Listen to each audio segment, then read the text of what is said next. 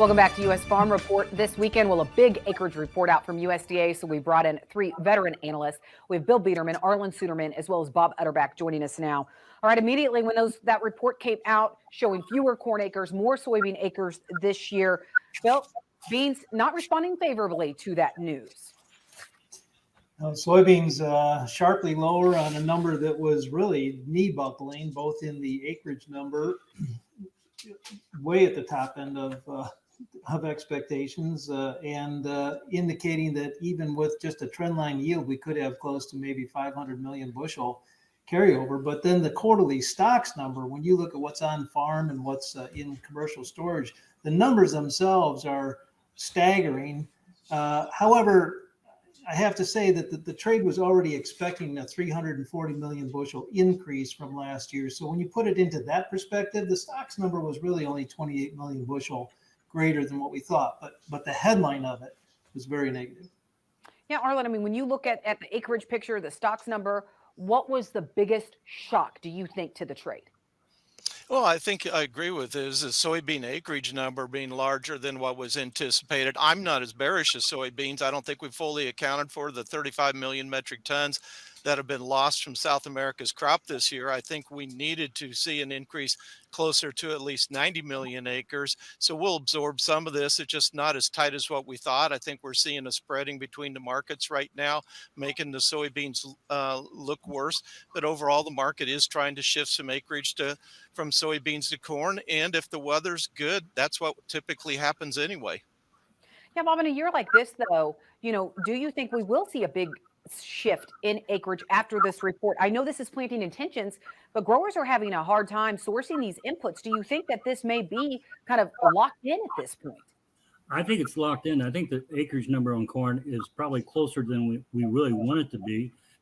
And if you look at Missouri, clear to Ohio, guys are getting a little inchy. They always get, but I think we're going to start seeing the weather become a primary influence on the market as we come into April. And it looks like to me we're going to be a couple of weeks late. It's still not going to have big impact on yields as long as we don't go from cold and wet to hot and dry. But I think it could have a lot of impact on the basis behavior in that August-September time period if we don't have a lot of that early corn coming off the market. Yeah, Bill, when you look at these acreage numbers, though, wheat, even though we've seen wheat prices move significantly, it's not enticing farmers, at least it seems, to plant more spring wheat this year.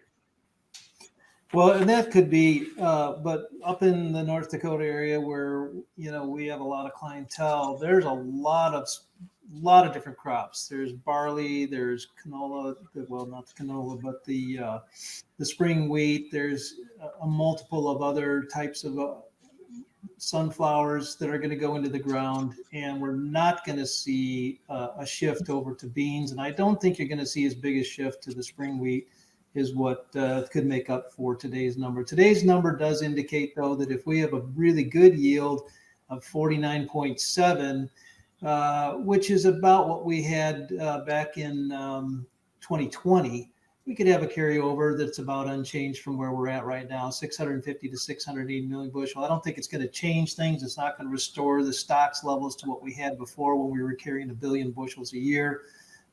So there's good reasons to find support on the wheat, especially with the drought conditions we have from Montana down to the tip of Texas. Well, Arlan, what do the markets now watch from here on out, as we get into these prime spring planting months?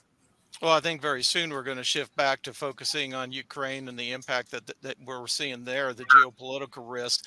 We're also going to be watching how the weather forecast shapes up for spring planting. We're pretty wet and cool in the eastern Midwest. Will we warm up and dry out there and shift the rains to the west where they need it, like some forecasters say? Or will we continue to perpetuate this current cycle that we're in, like other forecasters say? The next month should tell us a lot about that. Yeah. Bill, do you think it's possibly we see planting delayed a little bit? I mean, in order to keep carryover above pipeline levels in corn, we're going to need 180 bushel yield. And that just gets us to the pipeline the way we've established the numbers the last couple of years. If we have a yield of 177, which is a record yield that we established last year, I'm showing carryover will be below 1 billion bushel. This is a problem, especially if we have a weather issue. All right, we need to take a quick break, and then we'll have much